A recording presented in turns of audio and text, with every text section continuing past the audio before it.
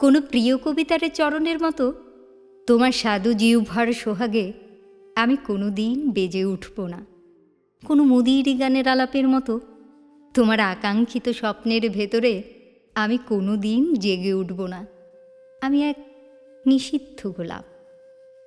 দুর্ভাগ্যের অন্ধগলিতে আমার জন্ম, যেখানে সূর্যের গভীর কর অবান্তরে প্রসঙ্গের মতো প্রীতির জ্যোৎস্না এসে পৌঁছয় না বলে দুঃখের প্রদীপ জেলে তোমাকে দেখেছি।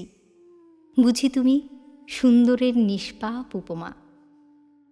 তোমার মুখের হাসির, কান্নার, অভিমানের প্রতিটি বাক আমার জন্মান্তরের স্মৃতি।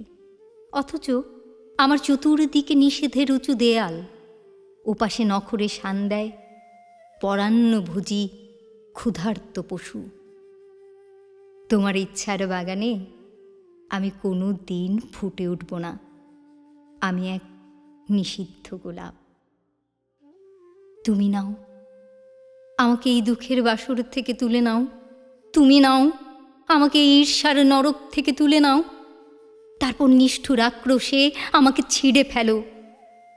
তবু অন্তত একবারের মতো জানতে দাও, মৃত্যুর ভেতরে থাকে জন্মের আনন্দ।